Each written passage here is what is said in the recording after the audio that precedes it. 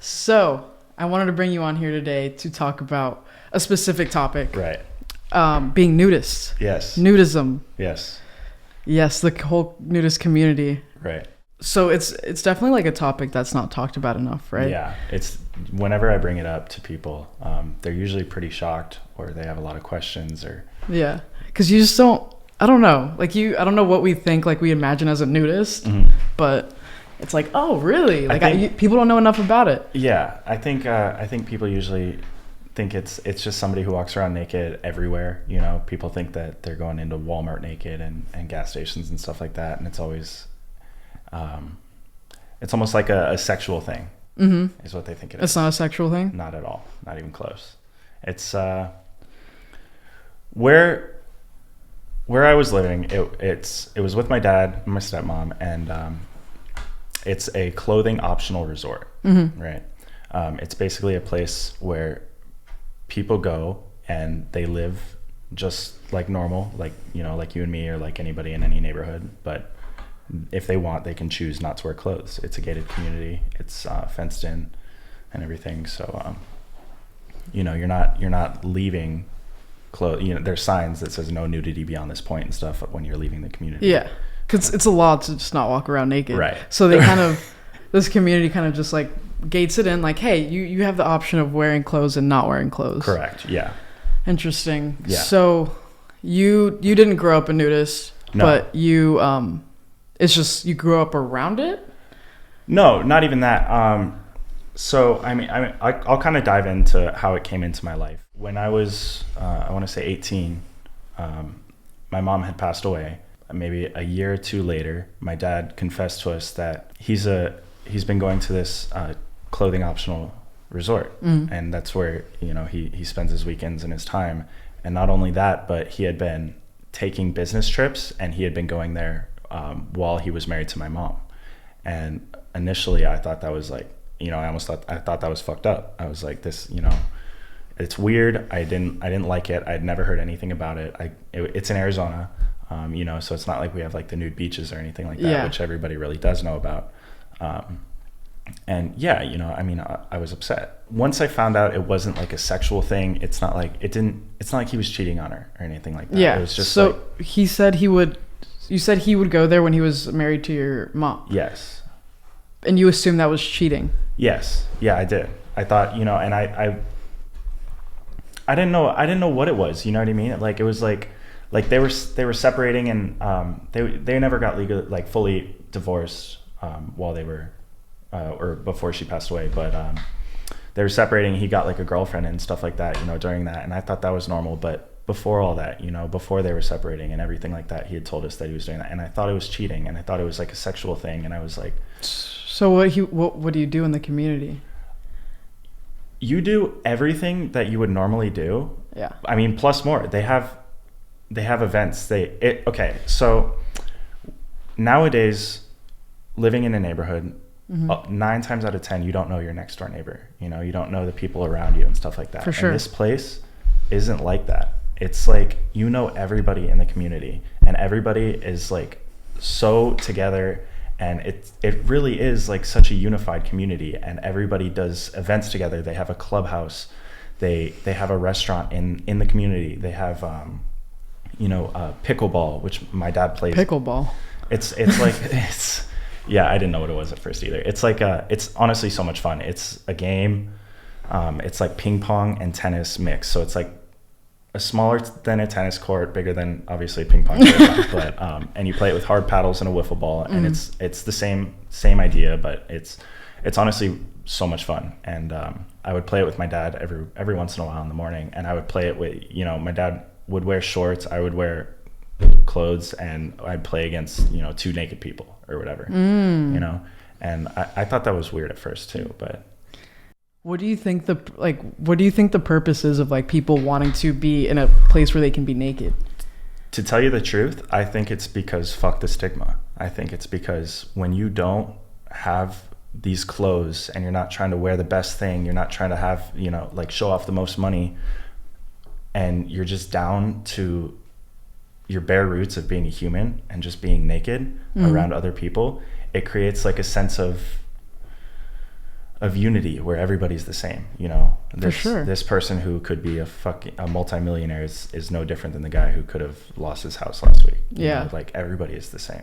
I feel like we make our clothes and like our jewelry and everything we own and put on our body our identity. Exactly. Like, look at me. This is look at what I'm wearing. This is who I am. Exactly. When it's not the case. Yeah, exactly. And it completely takes all that away. You know, in this community, nobody's driving like the nicest cars and stuff like that.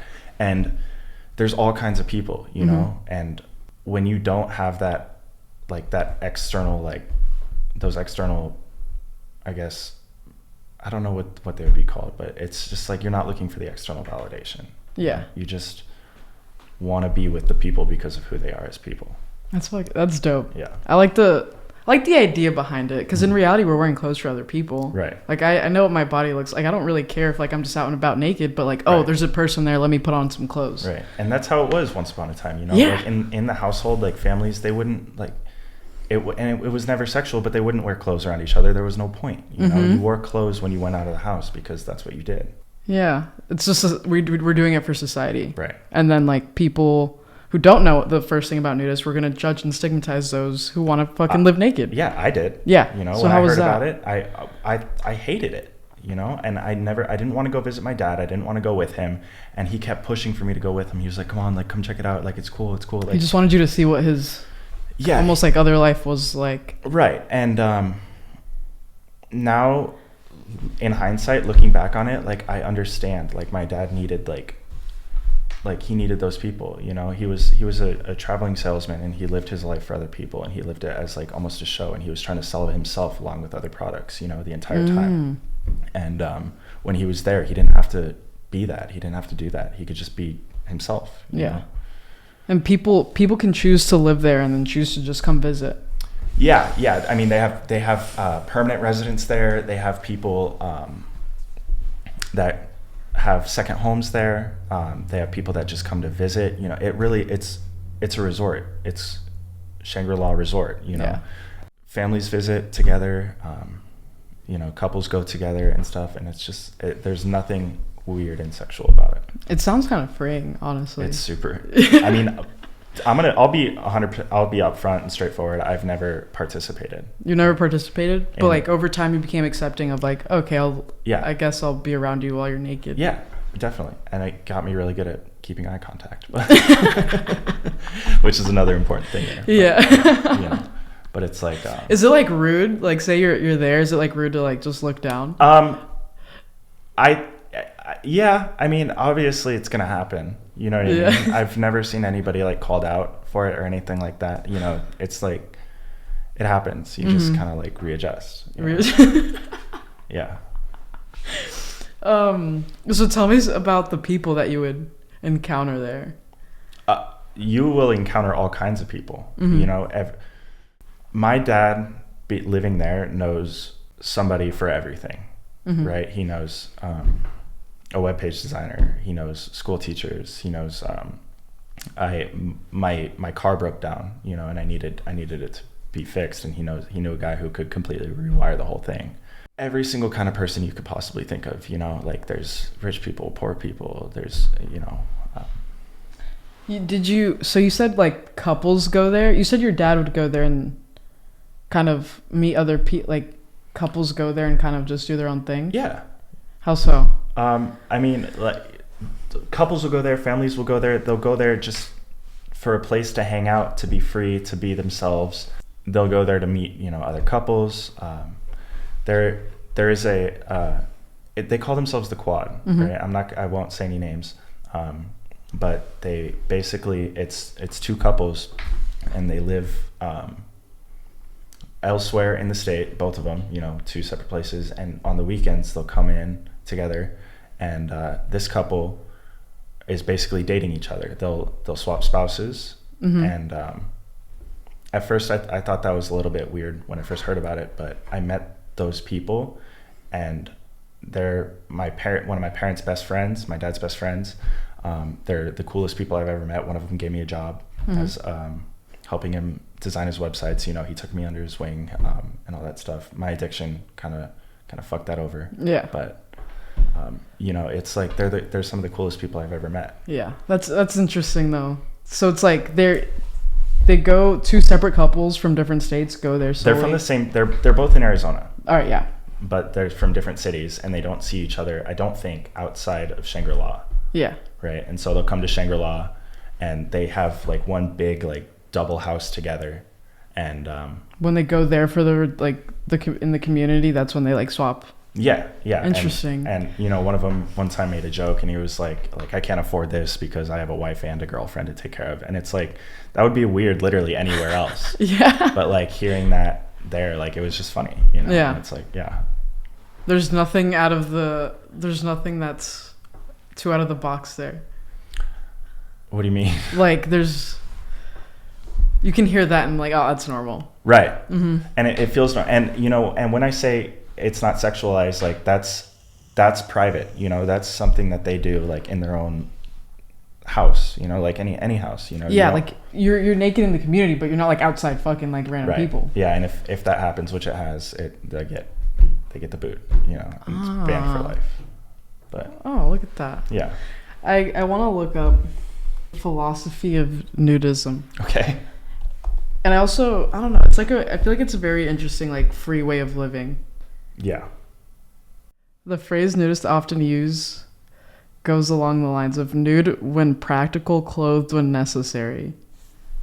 What would be a necessary time to wear clothes? I guess when you're, I don't know. But that's a really good definition. Yeah. Because it's, can you read it one more time? Yeah. Nude when practical, clothed when necessary. Right. I guess necessary would be, you know, at your job, in school, at the grocery store, Mm-hmm. stuff like that. But you know, when you're at home relaxing, and home for these people is this massive, like, whatever, 50-acre or whatever community. When you're home, I guess that's when it would be practical, you know. And it's like, it's not practical to do it in fucking 40-degree weather. So in the wintertime, everybody's clothed for the most part. But yeah, you know, outside of the community is when it would be quote unquote necessary. Yeah.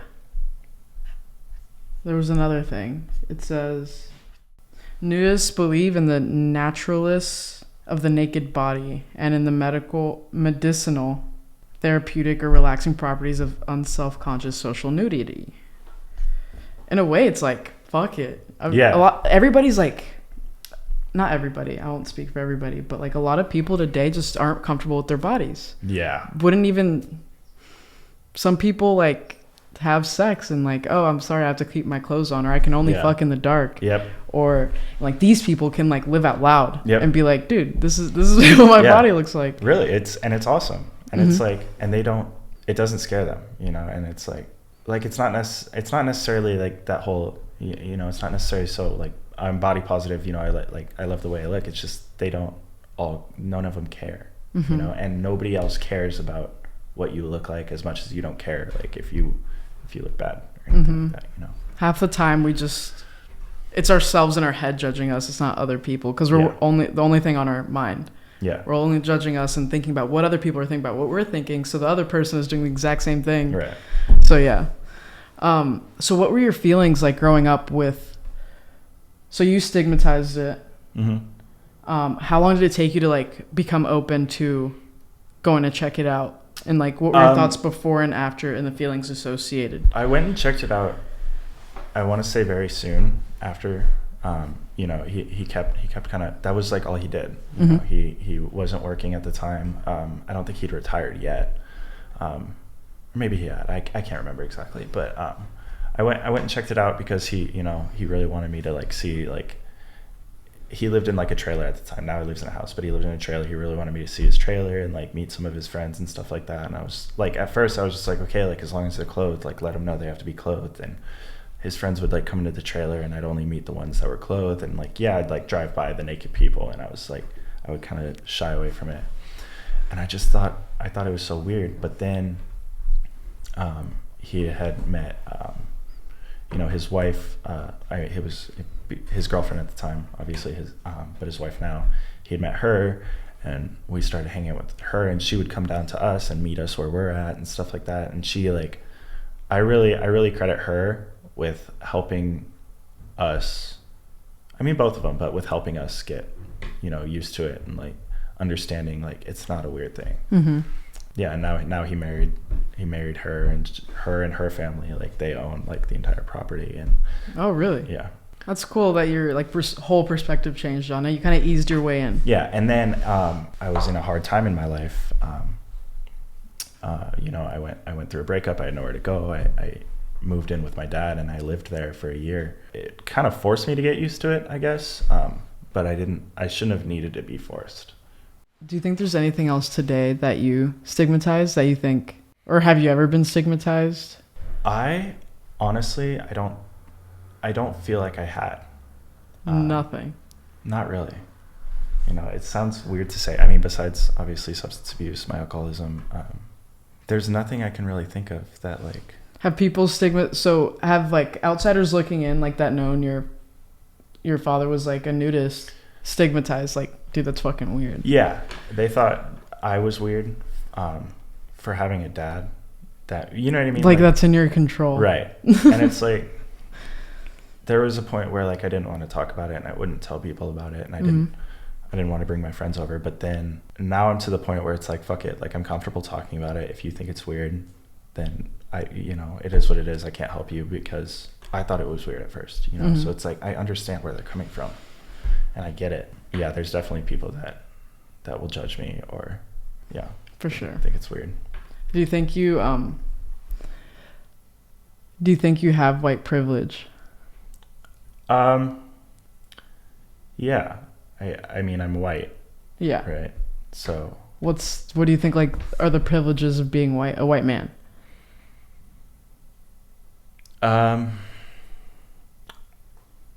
I think. Let's look up what white privilege is. Okay. This is the Wikipedia definition. Okay. Is Wikipedia reliable? I've always heard. I don't know. People can put whatever they want on there or something. Really? I heard, but I know they have their sources. White privilege or white skin privilege is a societal privilege that benefits white people over non-white people in some societies, particularly if they are otherwise under the same social, political, or economic circumstances. Say with like privilege with like police. Okay. Or like in school. I have gotten in trouble with the police, and I went to jail for it. Oh yeah, dude, you just got out of jail, yeah? I did, yeah. How was that? It was great. No, it sucked. I don't know. Like, what was there anything cool that happened? No, I had a stupid. There was a lot more drugs in there than I thought there would be, and I had probably like the cellmate with the biggest problem, and it was just like, and I have issues with addiction, and so it was like, of course, this guy got placed with me, and he kept borrowing money or like getting drugs and owing money and stuff, and he got his ass kicked for it, which was stupid. It was just this 20-year-old dumb kid. I tried to help, but you can't. I would explain my experiences and tell him like, how I was living my life now, and I had over a year clean and sober when I went in there, and I kept my time, which felt really good to be able to say. Dude, after. Yeah, especially if there's a lot of drugs. Yeah, I mean, I obviously I wanted to just be able to like sleep it away, but it helped me to be able to. I had my sponsor's number. I was able to call him while I was in there. I called my dad, my brother, everybody I could, every second I could, and they're very supportive, and I always had them. And recovery is kind of what my entire life is based around right now. So when I would talk to people while I was in there, it's like, everybody obviously is going to ask the basic questions, what do you do, where are you from, stuff like that. And it's like, it came out that I was in recovery, and I worked in a rehab detox, and one of them would ask me like questions on how he can like taper himself and detox himself in there, and I was like, I can tell you what we do, but they had Suboxone in there somehow. They did? Yeah, like strips of Suboxone, blues, meth, everything, and so he was working on tapering himself off. So, I don't know where. How long were you in there again? I was in there for a month. Just a month? Yeah, it wasn't bad. Dude, that's crazy. Did you get in like You kind of just stayed out of everything. Yeah. Oh, that's what I was getting at. So yeah, when it kind of came out, there was one guy in there. He was just a prick, and he would drink his fucking alcohol that he made in there, and come up to me and like blow it in my face and be like, dude, you smell that? And I'd be like, yeah, I smell it, dude. Thank you. You know, it's just whatever. What the fuck? So like, do you think you were? Fuck. Did you experience white privilege in there? That's what I was gonna get to. So yeah, I think not in there. No, I would say, you know, everybody was treated the same by like the DUI'S and stuff like that. But when we would talk about like our charges and things that we went through, I think I got a lighter sentence than some people. I went in for my second DUI, ended in a car crash. I think I got a lighter sentence than some people that were in there for the same thing. You know, some people were in there for a year. Some were going to prison and stuff. For 2 DUIs? For like a few DUIs? Yeah. I mean, Arizona, and it's a fact, you can look it up. Arizona is the harshest state on DUIs. And, you know, it's mandatory jail time for your first one, period. So my first one, I did go to jail, but that was only for like 2 days or whatever. And then this one was supposed to be 4 months, but it was 1 month in jail, 3 months on house arrest. But yeah, some people were in there, no house arrest, nothing. Like they were in there for their year, or they were going to prison or whatever. And I think that was for like the one I'm thinking of was for a third DUI, which is a felony no matter how low. Yeah. That's crazy. Is there any other examples of how you've experienced white privilege? I'm sure there are. I can't think of any right now. You know, it's like tough because I don't notice it, because it's just something I feel like I grew up with. Yeah, for sure. You know? And I'm not saying it's tough. Like I'm not saying, I don't. But do you believe in it? Do you think it's really a thing? Yeah, I think it's going away in some ways. I think some ways it's never going to go away. I mean, I have to stay vigilant and notice it all the time. You know, if I like, that's all I can do. I feel like, and I can avoid stigmatizing myself, you know, like other people myself. But I mean, how do you think you're going against the stigma today on a daily basis? Like say with substance abuse, mental health. I'm working on it. I'm working on being more accepting. It was really tough at first because when I came in here, I was like, oh, like my problems are more important to you than yours, you know, because they're mine. And I would hear people like share or talk about like their issues and what they're going through, and it was like I wasn't very understanding about it. You know what I mean? About what other people were going through? Yeah, and it was just like, cool, like, come on, hurry up, carry on so that I can work on myself and deal with my shit. And it was like, and I would stigmatize, I think, in that way where it was like, I don't know, I didn't care. And that was like probably like the first few months of my recovery, like 2 or 3 months, I'd say. So, for example, say like somebody's struggling with being bipolar, like bipolar tendencies. Right. You're like, all right, fuck that. I don't know what that's like, so let's move on to my shit. Yeah.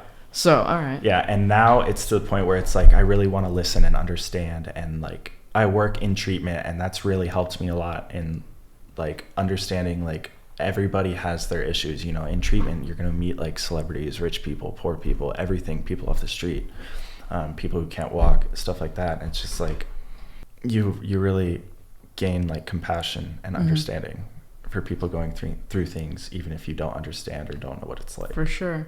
I feel like that's what it's about. Yeah. It's a learning process.